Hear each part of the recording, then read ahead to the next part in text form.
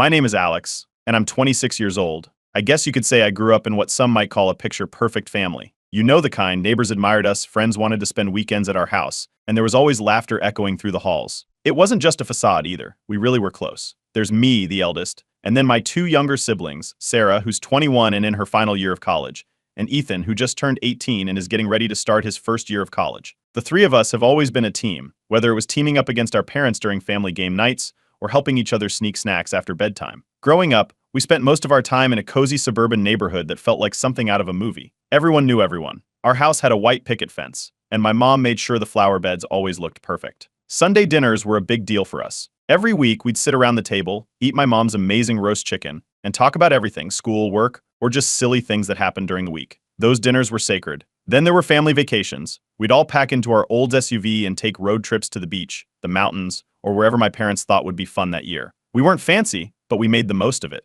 Those trips gave us some of our best memories, but of course no family is really perfect. My parents, as loving as they are, could be a bit controlling. They were the type who wanted us to grow up independent, but only on their terms. My dad especially, he had this way of deciding what was best for us, and there wasn't much room for debate. My mom, on the other hand, was softer, but she always sided with him in the end. It wasn't a bad thing, necessarily. They wanted the best for us, and we knew that. But it could get frustrating, especially as we got older and started wanting more freedom. A year ago, after saving up for what felt like forever, I finally moved out of my parents' house. It was a big step for me. I got an apartment not too far away, just close enough to visit regularly but far enough to feel like I had my own life. Moving out was exciting, but it wasn't as easy as I thought it would be. I still found myself at my parents' house at least twice a week. Sometimes it was to help with yard work, like mowing the lawn or trimming the hedges. Other times, I'd run errands for them or help my dad fix something around the house. He's the kind of guy who always has a project, painting a fence, repairing a leaky faucet, you name it. Sarah and Ethan still live at home. Sarah is so focused on school that she barely has time to breathe, let alone move out. She's got this big dream of becoming a doctor,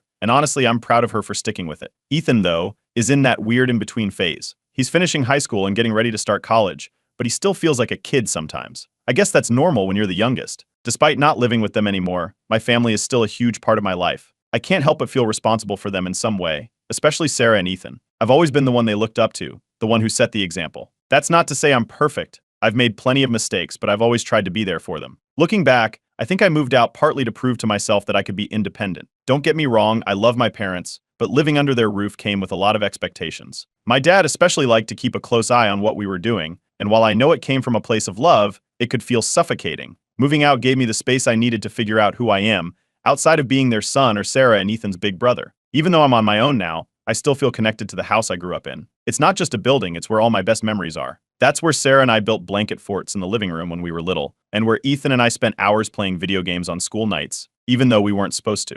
It's where we all crowded into the kitchen to bake cookies every Christmas, making a huge mess that my mom pretended to be mad about. My parents' house is more than a home. It's an anchor, a constant in a world that's always changing. No matter what's going on in my life, I know I can walk through that front door and feel safe. Sure, I've had my fair share of arguments with my parents, what family doesn't, but at the end of the day, we've always had each other's backs. That's just the kind of family we are, or at least that's what I've always believed. But lately, I've started to notice little things that feel off. It's nothing big, just small changes in how my parents act, things they say, or more often, things they don't say. At first, I didn't think much of it. Life gets busy, people get distracted. But as time went on, I couldn't shake this feeling that something was different. It's like there's a weight in the air, something unspoken that no one wants to bring up. And if there's one thing I've learned about my family, it's that we're not very good at keeping secrets. I didn't know it yet, but this was just the beginning of a story that would change everything I thought I knew about my family. A few weeks ago, I started noticing something strange. You know how you can tell when someone's not acting like themselves? That's exactly how it felt with my parents. It started small, so small that I almost didn't pick up on it.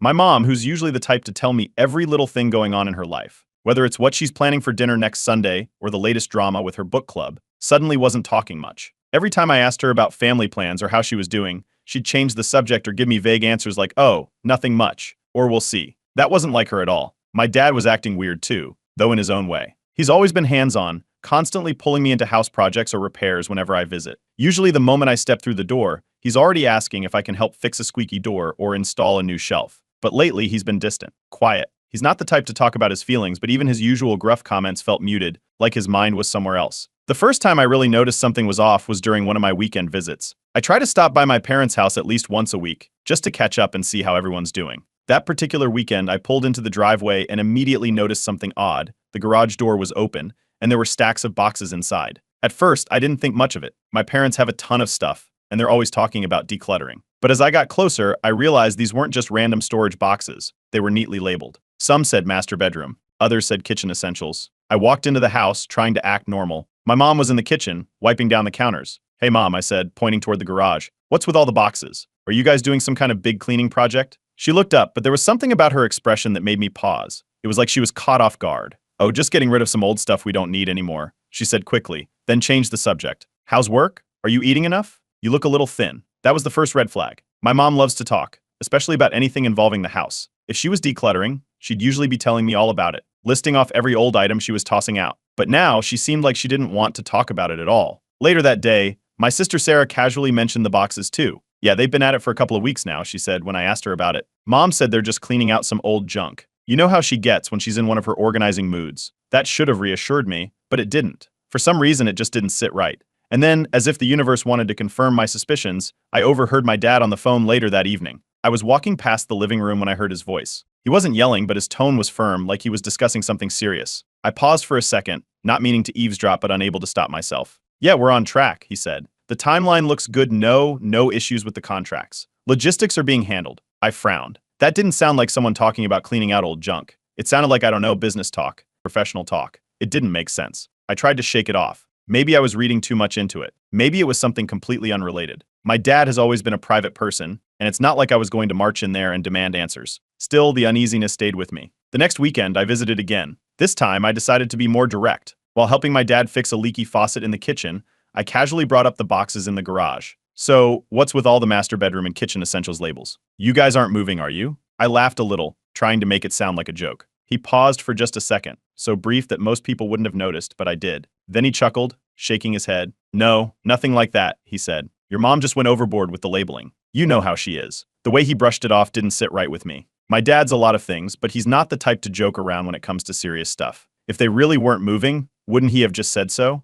I tried asking my mom again later, but she gave me the same vague answers as before. "Oh, we're just trying to get things organized," she said, avoiding eye contact as she folded laundry. By now, my gut was telling me something was definitely going on. But every time I tried to press for answers, they dodged the questions or gave me half-hearted explanations. I didn't want to jump to conclusions, but the pieces weren't adding up. Why all the labeled boxes? Why the secretive phone call? And why did my parents seem so uncomfortable every time I brought it up? Part of me wanted to believe it was something harmless, maybe a surprise home renovation or a project they hadn't told us about yet. But another part of me couldn't shake the feeling that whatever was going on, it was bigger than that. Much bigger. And I had a sinking feeling that it was only a matter of time before I found out the truth. A couple of days after my last visit, I decided to swing by my parents' house again. I told myself it was just a regular drop-in, but deep down I knew I was looking for answers. Something about those boxes, my dad's phone call, and my mom's evasive behavior didn't sit right with me. I couldn't explain it, but I had this gnawing feeling in my gut that I couldn't ignore. When I got there, my dad was in the garage, fiddling with something at his workbench. I decided to offer my help.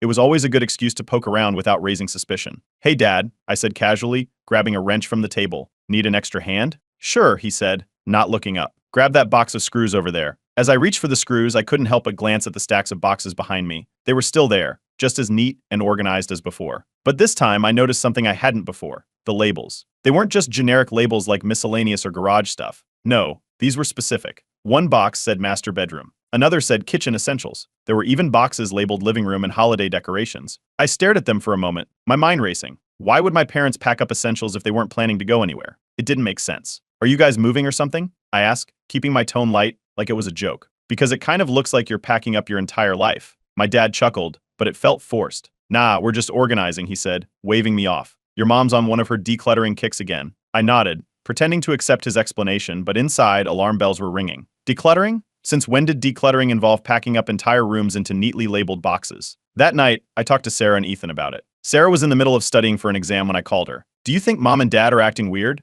I asked. She paused for a second before answering. "Weird how?" "I don't know. Just off. Like the boxes in the garage. Have they said anything to you about it?" "Oh, that," she said with a shrug. "Mom mentioned they were just cleaning out some old stuff. You know how she is." "What about Dad?" I pressed. "Has he said anything?" "Not really." "Why? Do you think something's going on?" I hesitated, not wanting to come across as paranoid. "I don't know. Probably not. It just feels different, you know." Sarah laughed. "Alex, you're overthinking. They're not moving or anything. Trust me." I wanted to believe her, but the doubt wouldn't go away. Ethan was even less concerned. When I asked him about it, he just said, "Dude, you're imagining things. If they were moving, they'd tell us. Relax." I hung up the phone, feeling even more unsettled. Why was I the only one who felt like something was wrong? Was I overreacting? Or was everyone else just blind to what was right in front of them? The next weekend, I decided I couldn't let it go. I needed answers. When I visited, my parents were out running errands, and the house was unusually quiet. Sarah was at the library, and Ethan was at a friend's house, so I had the place to myself. That's when I saw it, a stack of papers sitting on the dining table. At first, I didn't think much of it. My mom always left stuff lying around, grocery lists, receipts, random mail. But as I got closer, I realized this wasn't just any paperwork. The top sheet had a logo on it that read Home Inspection Services.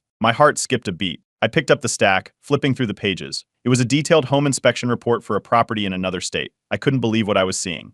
The report listed things like roof condition, plumbing issues, and foundation stability. There was even a photo of the house, a small, single-story place with a big yard and a white picket fence. I stared at the address printed at the top of the page. It was hundreds of miles away, in a state none of us had ever lived in. My mind was racing. Why would my parents have a home inspection report for a house so far away? Were they planning to move? And if so, why hadn't they told us? A sinking feeling settled in my chest. I felt like the ground had shifted beneath me, like everything I thought I knew was suddenly in question. My parents weren't just decluttering or organizing, they were planning something big, something they didn't want us to know about. I put the papers back exactly how I'd found them, my hands trembling. I didn't know what to do. Should I confront them? Should I tell Sarah and Ethan? Part of me wanted to march into their room and demand an explanation, but another part of me was scared of what I might hear. What if this wasn't just a misunderstanding? What if they really were planning to leave? That night, I couldn't sleep. I kept replaying everything in my head, the boxes, the phone call, the labels, the inspection report. It all pointed to the same conclusion, but I wasn't ready to face it yet. My parents were hiding something, and whatever it was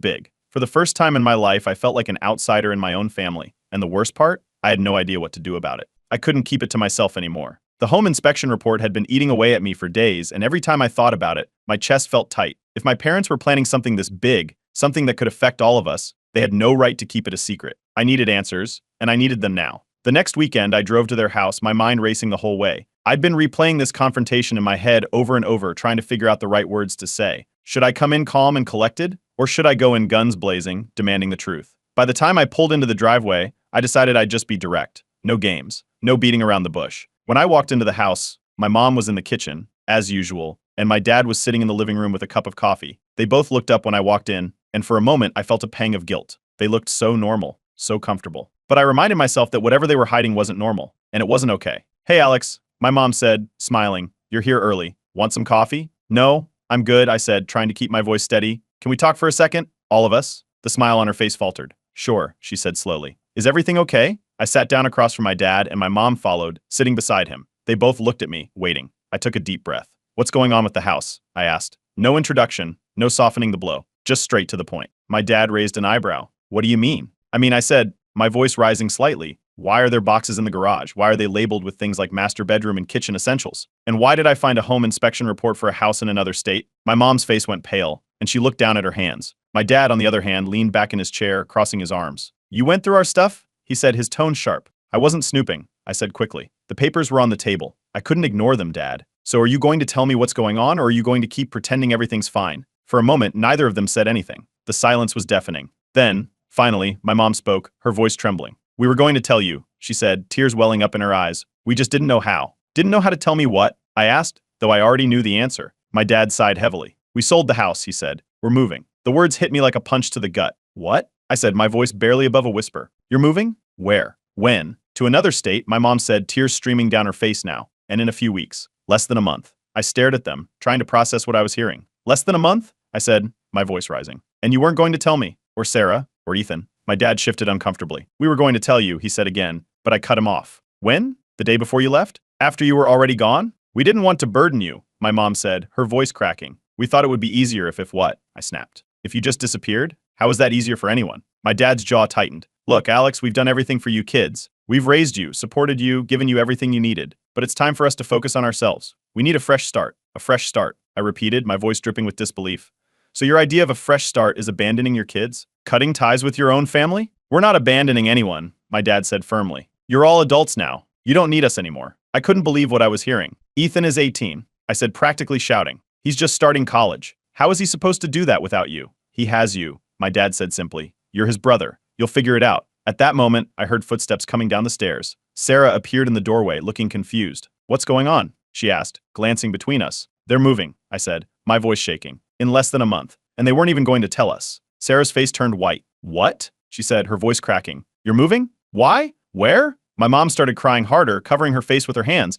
My dad just sat there silent. And you weren't going to tell us? Sarah continued, her voice rising. How could you do that? How could you not tell us? At that moment, Ethan walked in from the backyard, holding his phone. What's going on? He asked, looking confused. They're leaving, Sarah said, her voice full of anger and disbelief. They sold the house, and they're moving. And they weren't going to tell us. Ethan's face fell, and he looked at my parents. Is that true? He asked quietly. My dad nodded. Yes, he said simply. Ethan stared at them, his eyes filling with tears. What am I supposed to do? Where am I supposed to go? You'll stay with Alex, my mom said through her tears. It'll be fine. You'll be fine. No, it's not fine, I said, my voice shaking. None of this is fine. You can't just drop a bomb like this and expect us to be okay with it. We've done our job as parents, my dad said, his voice cold. Now it's time for you to take care of yourselves. I couldn't believe what I was hearing. The parents who had always been our anchor, our safety net, were cutting us loose without a second thought. It felt like the ground had been ripped out from under me, and I was free falling, with no idea where I'd land. The weeks following my parents' bombshell felt like a nightmare I couldn't wake up from. The house that had always been filled with warmth and chatter now felt cold and unrecognizable. Every interaction with them was tense, like we were walking on eggshells around each other. They avoided anything resembling a real conversation, brushing off every question or concern with phrases like you're overreacting, or it's not that big of a deal. But it was a big deal. How could they not see that? They weren't just moving, they were pulling the rug out from under us and expecting us to land on our feet without a single scratch. And the worst part, they acted like we were the ones being unreasonable for feeling hurt and blindsided. I tried to stay strong, especially for my siblings. Sarah was furious, and her anger burned hotter every day. She'd barely speak to my parents, and when she did, it was only to throw a sharp comment their way. Hope your fresh start is worth breaking your family apart, she said one night at dinner, her voice dripping with sarcasm. My mom flinched, and my dad just stared at his plate, refusing to engage. Ethan, though, was the one I was most worried about. He didn't yell or lash out like Sarah. Instead, he just looked lost. The move hit him the hardest. He was about to start college, and now he didn't even know where he'd be living. Every time I saw him, he looked more withdrawn, like the weight of everything was too much for him to handle. Alex, he said one night when we were alone in my apartment, what am I supposed to do? I can't live on campus yet. They don't let freshmen move in until the semester starts, and I can't afford my own place. Am I supposed to just couch surf until then? You can stay with me, I said immediately. We'll figure it out together. He nodded, but I could tell he wasn't comforted. The uncertainty was eating away at him, and I hated that our parents had put him in this position. I hated that they'd put all of us in this position. I couldn't let it go. I started reaching out to extended family, my aunts, uncles, even a couple of family friends to see if anyone knew what was going on. But every call ended the same way, with confusion and disbelief. They didn't tell us anything, my aunt said. Are you sure they're moving? That doesn't sound like them. It didn't just not sound like them. It felt like they were trying to erase themselves, like they wanted to leave their old life behind completely. No goodbyes, no explanations, just a clean break. It hurt more than I could put into words. The more I thought about it, the angrier I got. How could they make such a huge decision without even consulting us? We were their kids, the people who were supposed to matter most to them, and yet they decided to shut us out entirely. It felt like a betrayal, plain and simple. I couldn't hold back anymore. A week before they were supposed to leave, I confronted them again. It wasn't planned, it just happened. My mom was in the living room, packing up a box of photo albums, and my dad was sitting on the couch, scrolling through his phone. I walked in, and before I knew it, the words were spilling out of me. How can you expect us to trust you after this? I said, my voice shaking. You're not just moving, you're abandoning us. And you didn't even have the decency to tell us the truth until I forced it out of you.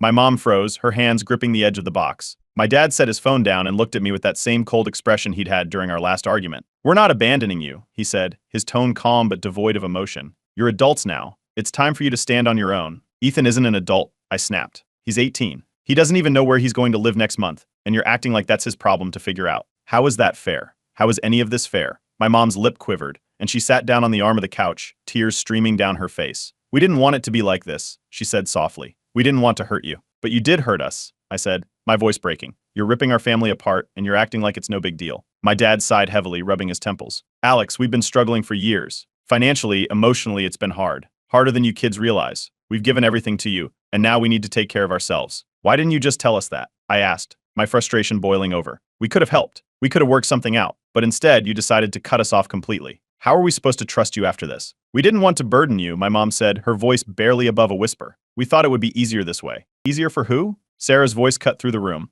I turned to see her standing in the doorway, arms crossed and eyes blazing with anger. Because it sure as hell isn't easier for us. Ethan appeared behind her, his face pale. Is this why you've been so secretive? He asked, his voice shaking. Because you didn't want us to know you were leaving us behind? We're not leaving you behind, my dad said, his tone firm. We're giving you the chance to be independent. But we didn't ask for that, Sarah shot back. We didn't ask for any of this. The room fell silent, the weight of everything hanging heavy in the air. My mom buried her face in her hands, sobbing quietly. My dad just sat there, staring at the floor. For the first time in my life, I felt like I didn't recognize my own parents. The people who had always been our rock, our safe place, were now the ones tearing us apart. And I didn't know if we'd ever recover from it. A week before the move, just when I thought things couldn't get any messier, I woke up to an email from my dad. It wasn't something he normally did. He wasn't exactly the let's communicate by email type. So I knew immediately that whatever was in there was going to be heavy. The subject line read, "We need to explain." My stomach churned as I clicked on it. The message started with an apology, or at least something resembling one. My dad wrote, "We're sorry you feel the way you do about our decision. This wasn't an easy choice for us,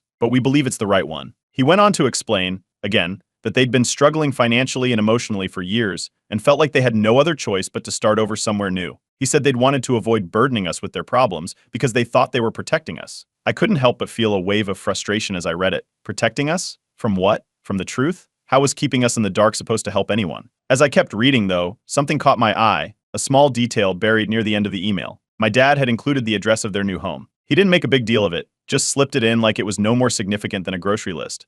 Our new place is at 1345 Maple Lane, State. It's a small house in the countryside, but it's what we can afford right now. I stared at those words for what felt like forever. On one hand, I felt a tiny bit of relief. At least now I knew where they were going. For weeks, I'd been carrying this weight in my chest, imagining them vanishing into thin air, cutting all ties and leaving us behind like we didn't matter. Knowing the address made it feel a little less like they were disappearing. But on the other hand, I was furious. Furious that it took so much emotional damage, so many fights, so much heartbreak for them to share even this basic piece of information. Furious that they were framing this as some kind of noble sacrifice when it felt more like abandonment. I forwarded the email to Sarah and Ethan immediately. Sarah called me almost as soon as she got it. "Did you see this?" she asked, her voice trembling with a mix of anger and disbelief. "Yeah," I said. "I saw." "I don't even know what to say anymore," she said. "It's like they don't care how much they're hurting us. They're just doing whatever they want and calling it for our own good. What do you want to do?" I asked. She let out a bitter laugh. "What can we do? I've got finals coming up. I need to focus on graduating. But after this, I don't think I can talk to them for a while. Maybe not ever." Her words hit me hard.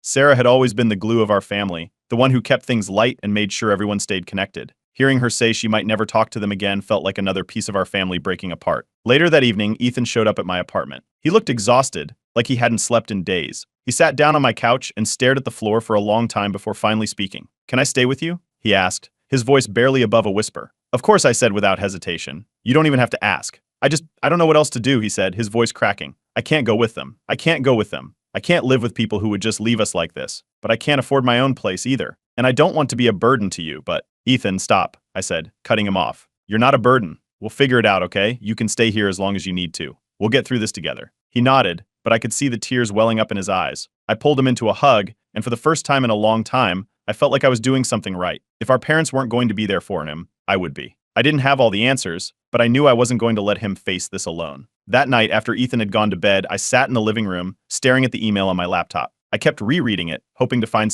anything, that would make it make sense. But no matter how many times I read it, it still felt like the same hollow justification. I thought about their new house, this small, nondescript place in the middle of nowhere. I pictured them unpacking their boxes, setting up a life without us, and it made my chest ache. How had it come to this? How had the family that used to laugh over Sunday dinners and build blanket forts in the living room turned into this mess of secrets and broken trust? The address felt like a lifeline, but also a reminder of how much had changed. Now, it was up to me and my siblings to figure out how to move forward. Sarah had her graduation to focus on, and Ethan had his whole future ahead of him. I didn't know how we'd navigate it all, but I knew one thing for sure. We couldn't count on our parents to help us anymore. As much as it hurt, I realized that this was our new reality. The safety net we'd always relied on was gone. And somehow, we had to learn how to stand on our own. But even as I sat there, trying to come to terms with everything, one thought kept running through my mind. How do you rebuild a family after something like this? Or do you even try? The day my parents left felt surreal. I stood in the driveway, watching their car disappear down the street, the trunk packed with boxes and their whole lives crammed into the back seat.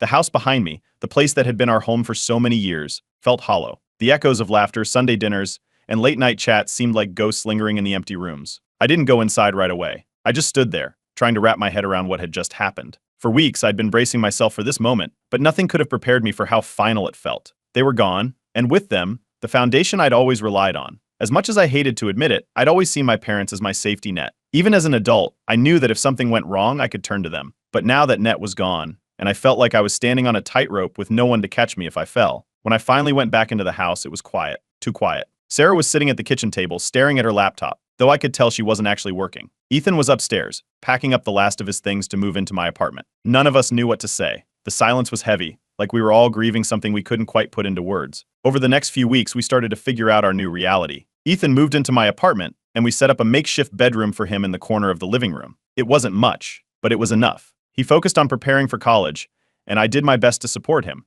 I drove him to campus tours, helped him with financial aid forms, and stayed up late talking him through his worries about starting this new chapter of his life. Sarah, meanwhile, threw herself into her studies. She was determined to graduate on time and start her career, but I could tell she was struggling too. She didn't talk about our parents much, but when she did, it was clear how hurt she was. She helped out where she could, sending money for groceries or covering some of Ethan's expenses when I couldn't. The three of us leaned on each other in a way we never had before. Growing up, we'd always been close, but this was different. It wasn't just about being siblings anymore. It was about surviving, about building a new kind of family out of the pieces our parents had left behind. Months passed, and slowly, we started to adjust. Ethan settled into college life, and I was proud of how resilient he was, even though I knew it hadn't been easy for him. Sarah graduated and landed her first job, and though we didn't see her as often as we used to, she made a point of staying in touch. We'd have dinner at my apartment every couple of weeks, and for those few hours, it almost felt like the old days. Then, one day, a postcard arrived in the mail. It was from my parents. The front showed a picture of a quiet, rural landscape, a couple of trees, a dirt road,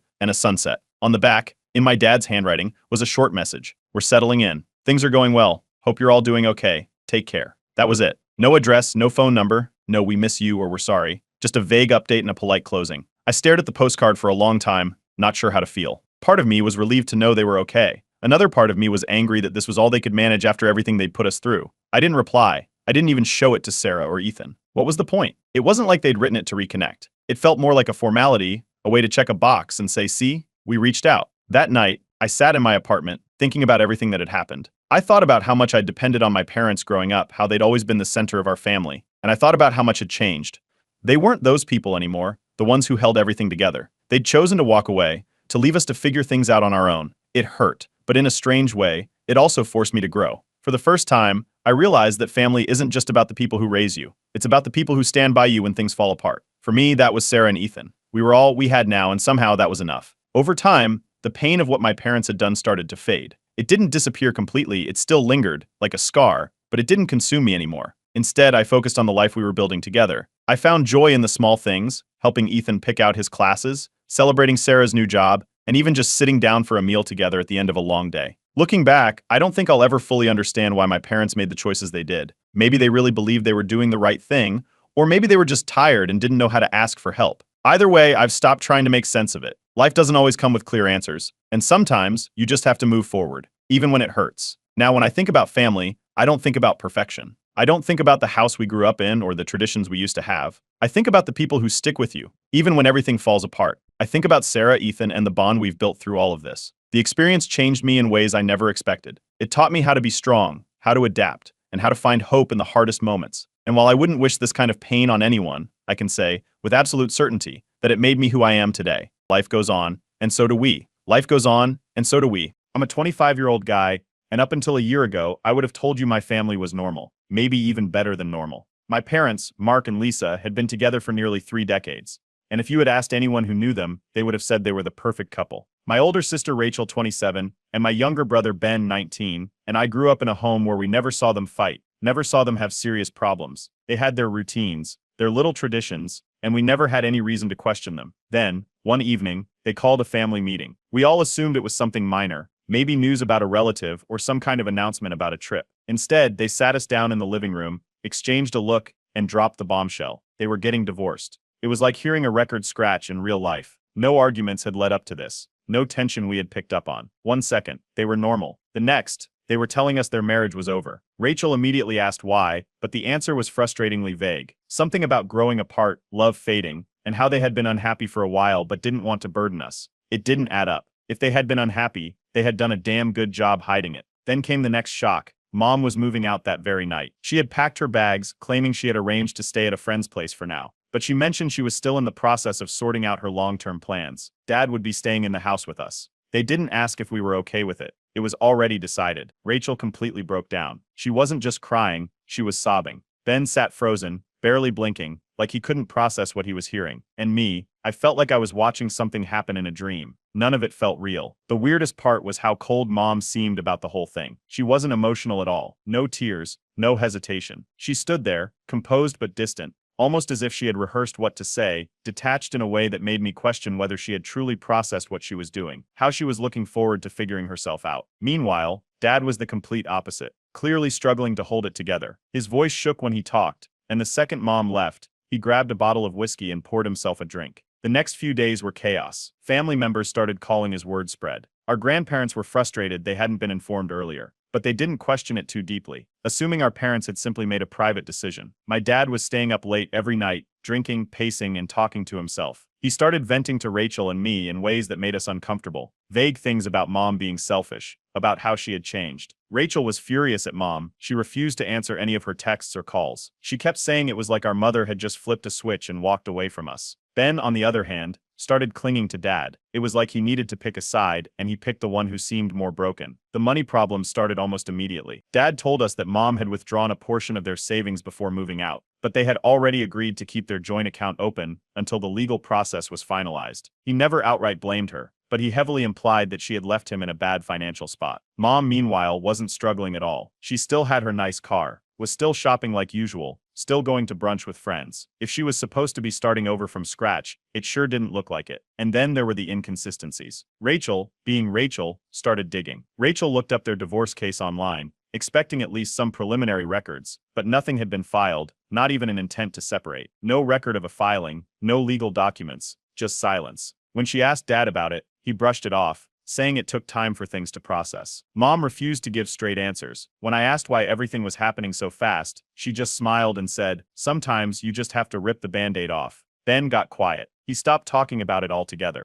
For the first few weeks, Ben shut down completely. But as time passed, his anger seemed to morph into exhaustion. Like he wasn't sure how to feel anymore. He admitted he didn't know what to believe anymore. Everything felt off, like we were missing some huge piece of the puzzle. But every time we tried to push for more answers, we got vague, dismissive responses. Then, one night, I caught Mom on the phone. She was in the kitchen, speaking in a hushed voice. The second I stepped into the room, she ended the call mid-sentence. She didn't even try to pretend it wasn't suspicious. Just gave me a tight smile and said, "Did you need something?" I told Rachel, and she wasn't surprised. Dad, meanwhile, was getting worse. He had started making these dramatic statements about how he didn't know if he could keep going, that life wasn't the same anymore, that he had lost everything that mattered. It felt performative, but also unsettling. Something was wrong. We just didn't know how wrong yet. The first week after the divorce announcement was a mess. Dad was drinking more than usual, barely eating, and spending most nights sleeping on the couch, even though his bed was perfectly fine. If he wasn't passed out, he was talking about how much Mom had changed and how none of this made sense. But Mom, she was the total opposite. No stress, no sadness, no struggle. She moved out, supposedly staying with a friend, but nothing about her behavior matched someone going through a divorce. She still had her nice car, still shopped at the expensive grocery store, still wore designer clothes. No signs of financial strain whatsoever. Rachel was the first to start digging. She called me into her room one night, her laptop open to a legal website. She had searched every public record she could find. Nothing. No divorce filings. No legal separation documents. Not even a preliminary hearing scheduled. If they had really started the process, there should be something. Ben was taking everything the hardest. He shut down completely. He stopped responding to Mom's texts and calls. He barely spoke at all. If I asked him a question, I'd get a shrug or a one-word answer. He wasn't eating much either. And when I checked his grades online, I saw he had failed 2 assignments in a row. Meanwhile, Dad was getting more dramatic by the day. He kept making these big emotional statements about how Mom had betrayed him, but when pressed, he never gave specific examples. Just vague accusations about how she had changed and how she was being selfish. At one point, he sat on the couch with an untouched glass of whiskey in his hand, staring at the TV without really watching it. Rachel didn't buy any of it. Then there was the money issue. Divorce is expensive. Splitting assets, moving into a new place, handling legal fees. It costs a fortune. Yet Mom was still spending like nothing had changed. New clothes, new skincare products, dinners out with friends. There was no way she could afford all that while living alone in a tiny apartment. I started watching her more closely. Every time I saw her, she was either in a weirdly good mood or on her phone, always whispering, always ending the call the second someone walked in. Then our grandparents got involved. Dad must have told them something because they called both him and Mom, demanding answers. The next time I saw my parents together, it was at a forced, awkward family dinner at my grandparents' house. Mom and Dad sat across from each other, barely speaking, dodging questions left and right. Grandpa asked directly when they had filed for divorce. Mom smiled too quickly, before saying, "It's in progress." Dad nodded, a little too eagerly. Rachel glanced at me. She didn't need to say anything. We both knew they were lying, but the timing of everything was what really made it weird. A few weeks before this whole mess, Ben had been struggling in school. He had failed a major class project, and Dad had blown up about it. Right around the same time, I had been considering moving out. I hadn't officially decided, but I had mentioned it to Mom in passing. Then suddenly, the divorce happened. It was too perfect. Too coincidental. Rachel was already fed up. She told Dad that if he kept up the dramatics, she was moving in with a friend. He begged her to stay, saying the family needed to stick together, but she wasn't having it. It's not until we started noticing financial inconsistencies like Mom still having access to the joint account that we realized something wasn't adding up. One night, Dad was rambling again, talking about how hard everything had been financially since Mom took so much from him. He let it slip that she was still handling their joint bank account. Rachel and I both froze. In an actual divorce, one of the first things that happens is separating finances. Assets get divided, joint accounts get split, and new individual accounts get opened. But if Mom still had access to Dad's money, then that meant they hadn't legally separated anything yet, which meant the divorce was a lie. We confronted Mom the next day. We sat her down in the living room, Ben included, and told her we knew she and Dad hadn't actually filed anything. She laughed. Not a nervous chuckle, not an embarrassed smile. She actually laughed. Then she said something that made my stomach turn. "You'll understand one day." That was it. No explanation. No attempt to deny it. Just that weird, smug response like she knew something we didn't. That was when we knew. Our parents weren't just hiding something. They were lying to us. After Mom laughed off our questions, Rachel wasn't letting it go. She started digging even harder, pulling up everything she could on public records, calling lawyers she knew through work, and even looking through old financial statements. Nothing added up. That weekend, we called another family meeting. This time, it wasn't just us. Our grandparents were there too. We sat Mom and Dad down in the living room and demanded the truth. Rachel went first. She laid everything out, the non-existent divorce paperwork, the shared bank account, the fact that Mom wasn't even struggling financially. Dad and Mom exchanged a look. It was quick, but it was obvious. Like two people who had been caught but still thought they could find a way out. Mom started talking first. She dodged the question completely, making some vague excuse about how these things take time and how we didn't understand all the complexities. But her voice was shaky, and her face was turning red. Rachel didn't let up. She flat out told them we had checked everything. There was no divorce case. There was no legal separation. There was no record of anything. And if they thought they could lie their way out of this, they were dead wrong. That's when Ben cracked. He had been quiet the whole time, sitting on the edge of the couch, staring at the floor. But suddenly, he looked up, his whole body tense. And then, just like that, it all spilled out. He told them they had ruined everything, that he had spent weeks feeling abandoned by Mom and trying to hold on to whatever stability Dad could give him, only to find out it was all a lie. He said he'd never trust a single word they said again. Mom tried to calm him down, but Dad suddenly snapped. He threw his hands in the air and blurted it out. "Fine, we faked it. Are you happy now?" Silence. No one moved. No one spoke. It was like the entire room had frozen. Dad let out a bitter laugh and leaned back against the couch, rubbing his hands over his face. Then, as if the confession wasn't already insane enough, he started explaining. They hadn't actually fallen out of love.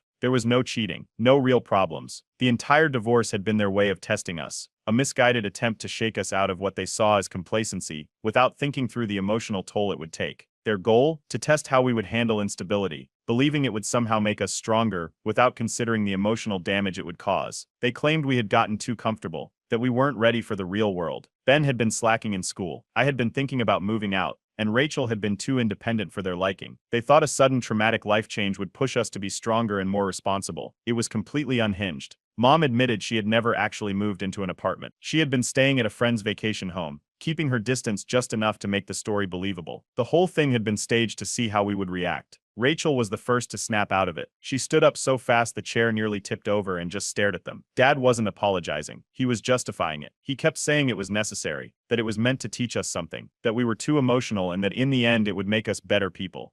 Ben looked like he was about to be sick. Grandpa, who had been sitting in stunned silence, finally spoke up. He didn't yell. He didn't even raise his voice. He just said one thing. "Do you have any idea what you've done?" That was when Mom finally started backtracking. She started saying they never meant to hurt anyone, that it was all supposed to be a learning experience, that they thought we'd eventually understand, but it was too late for that. Rachel grabbed her bag and walked out without another word. Ben stood up and just shook his head. He didn't even look at them. He just left. I sat there for a few more seconds, staring at the people who had raised me, the people I had trusted my entire life. Dad sighed and muttered, "No one even got hurt." I grabbed my keys and walked out. That was the last time I stepped foot in that house. For the first few days after the truth came out, none of us spoke to our parents. No texts, no calls, nothing. Rachel stopped coming home altogether, staying with a friend. Ben locked himself in his room, skipping meals and ignoring everything. I spent most of my time out of the house, avoiding them entirely. Mom and Dad, on the other hand, didn't seem to grasp how bad they had messed up. They were acting like this was some kind of misunderstanding, like we just needed time to cool off and everything would go back to normal. Eventually, word got out beyond our immediate family.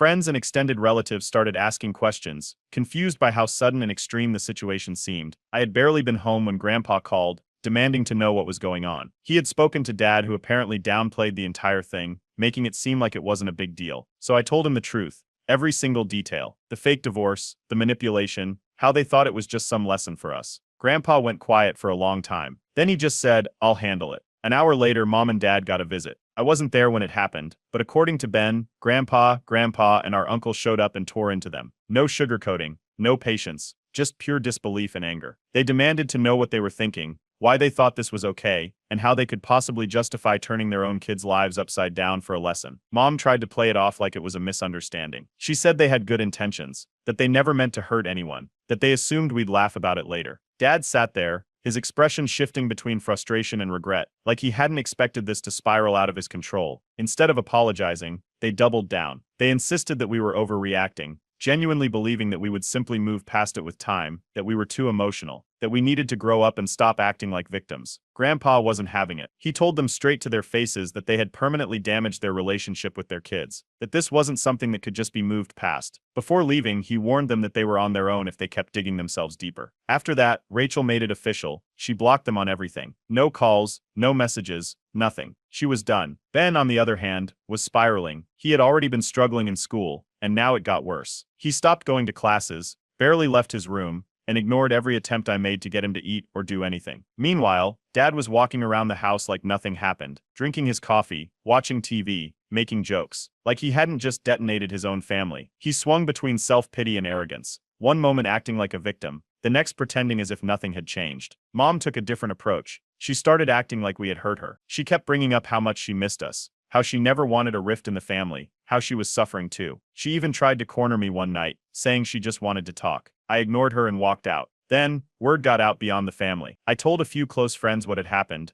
and their reactions were all the same. Pure shock. One even compared it to some kind of weird psychological experiment. Another said it sounded like something a cult leader would do.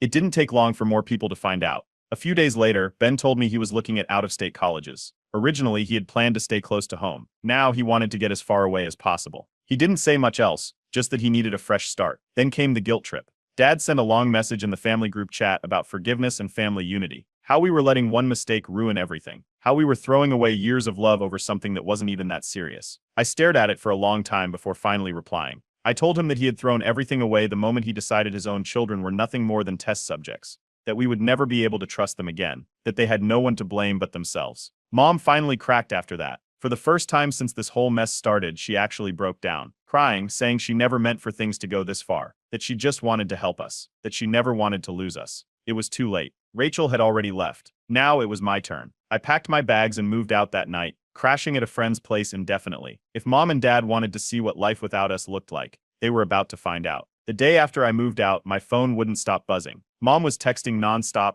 long messages, voice notes, even a few missed calls. She was begging to meet up, saying she just wanted to talk. Dad, on the other hand, was taking a different approach. No apologies, no guilt, just full-blown stubbornness.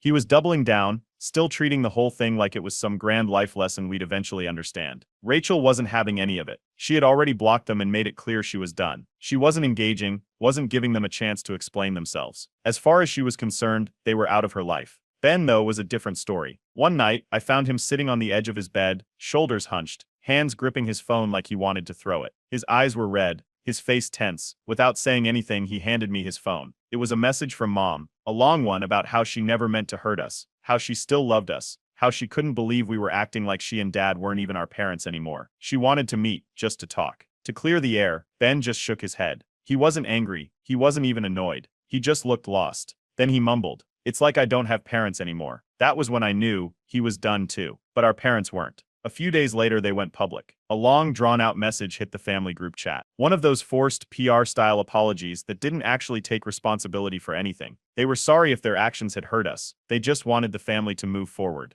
They didn't want resentment to tear us apart. Nobody was buying it. Our aunt replied almost immediately, calling them out. She made it clear there was no F in this situation. They had hurt us, and acting like it was just a misunderstanding wasn't going to fix anything. Our uncle jumped in too. So did our grandparents. The consensus was the same. They needed to own up to what they had done. not just brush it under the rug and hope everyone moved on. Mom tried again. This time she suggested a family dinner. Just us. Just to talk. She said she wanted to make things right. Rachel ignored the message completely. Ben barely glanced at it. I just sent a short response. No, that was when Dad lost it. After weeks of acting like it was no big deal, he suddenly flipped. He started sending furious texts, how we were disrespecting them, how we were turning against our own parents over nothing, how we were being cruel by cutting them off. He couldn't believe his own kids were treating him like this after everything he had done for us. Ben didn't even react. He had already made his decision. He wasn't staying. For weeks he had been going back and forth on whether or not he should leave for college, but after everything he finally made up his mind. He applied for out-of-state schools. He wanted distance, real distance. I helped him put everything together, and when he got accepted into a school across the country, I was the first one he told. Mom and Dad found out through a relative. Their reaction was exactly what I expected. Mom spiraled, crying, saying she never wanted this, saying we were abandoning her. Dad, for the first time, actually started to crack. The anger was gone. The confidence was gone. He left a voicemail, not another guilt trip, not another excuse, just a quiet, defeated message. Maybe I took things too far. Maybe I should have handled this differently. It was the closest thing to an apology I had ever heard from him. I didn't respond. A week later, I helped Ben pack. Mom and Dad didn't even show up to say goodbye. It had been weeks since Ben left for college. Rachel was still completely no contact. I had barely spoken to our parents outside of a few short, cold replies to their never-ending texts. The silence between us was intentional. Then, out of nowhere, Mom showed up at my door. It wasn't a polite knock. It was frantic. Desperate. When I opened it, she was standing there, red-faced and sobbing. No carefully chosen words. No forced lesson talk this time. Just raw panic. She kept saying she couldn't lose her family over a stupid mistake. That she never meant for it to go this far. That she and Dad had assumed we would just move on. Dad was behind her. He wasn't crying. He wasn't pleading. He just stood there,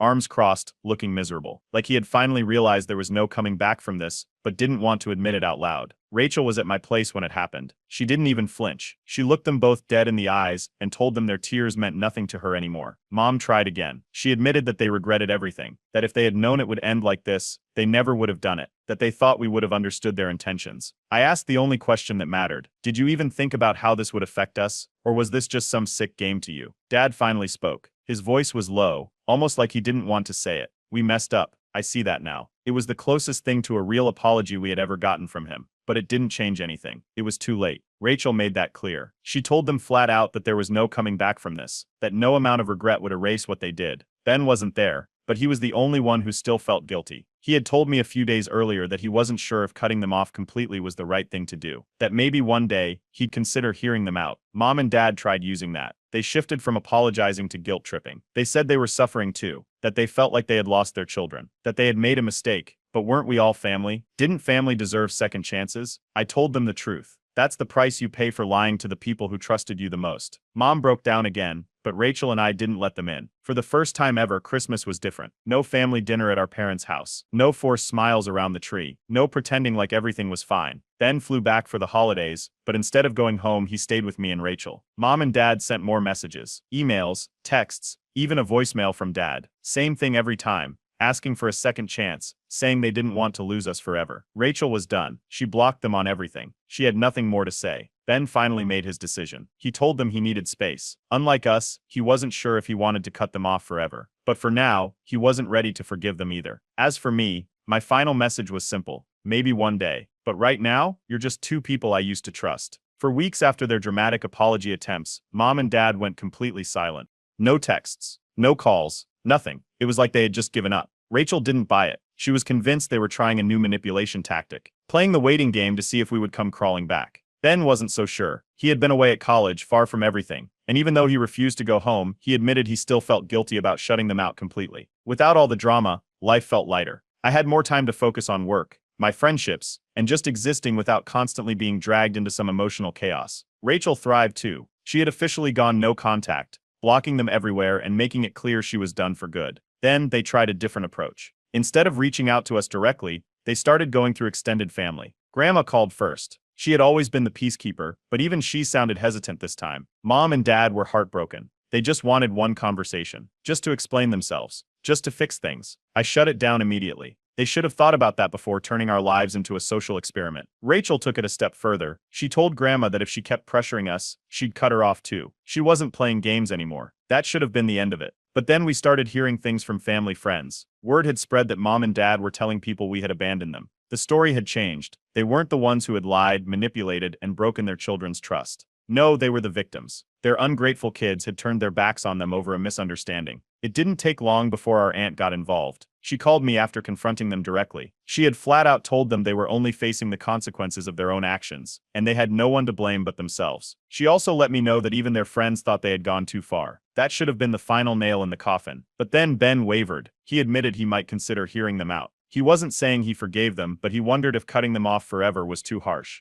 I warned him, if he let them back in, they would use every opportunity to guilt trip him. It wouldn't be about fixing things. It would be about control. Then mom took things to a whole new level. One day at work I got an envelope delivered to my office. It was a handwritten letter. From her. It was pages long, begging, pleading, talking about how much she missed me, how she understood now, how she couldn't bear the idea of losing her children forever. I was furious. This wasn't just an invasion of my privacy. It was another manipulation attempt. She wasn't reaching out to apologize. She was trying to force me to respond. I made it clear, never pull a stunt like that again. She didn't respond. But that was when I realized they weren't done. They weren't giving up. They were just looking for new ways to pull us back in. A full year passed. No texts. No calls. Nothing. Rachel and I kept to our word. We were done. No contact. No updates. No curiosity about their lives. For her it was simple. They didn't exist anymore. She moved to a new city, got a fresh start, and told me it was the best decision she had ever made. Ben, though, had taken a different path. After months of silence, he decided to open the door. Just a little. He wasn't visiting them. He wasn't acting like nothing had happened. But every now and then he answered when they called. He kept his distance, but he still let them have a sliver of contact. It didn't take long for me to hear about how their lives had unraveled. They weren't the same people they used to be. Not in the way that meant growth, but in the way that meant they had lost something they didn't know how to function without. Their social circle had collapsed. Extended family stopped inviting them to things. Friends they had known for years distanced themselves. Apparently, most people thought what they had done was completely unhinged. At gatherings, they were ignored. People avoided them, knowing the story and not wanting to hear whatever excuses they had prepared. Mom tried to pivot. She leaned into self-reflection at least. The fake kind. She started posting long, cringy Facebook statuses about learning from your mistakes, about growth, about how sometimes you don't realize what you have until it's gone. But there was never a real apology. No accountability. Just vague, passive-aggressive nonsense, designed to make her look like a misunderstood victim. Dad, on the other hand, refused to change. I found out through an aunt that they had actually gone to therapy. Supposedly it was meant to help them understand why their kids abandoned them. It didn't go the way they had planned. Their therapist encouraged them to reflect on their choices, pointing out that their actions had long-term emotional consequences, and questioning whether they had truly considered the impact on us. That their children's reactions were justified. That they had manipulated their family and were now facing the consequences. Dad didn't take that well. Instead of accepting it, he ranted about how kids these days are too sensitive, how nobody understands discipline anymore, how we were just being dramatic. Even their own parents were sick of it. At some point, our grandparents lost patience. They told Mom and Dad to stop playing the victims, that they had made their bed, and now they had to lie in it. Rachel officially cut off every last connection. She told me she never wanted to hear another update about them again. As far as she was concerned,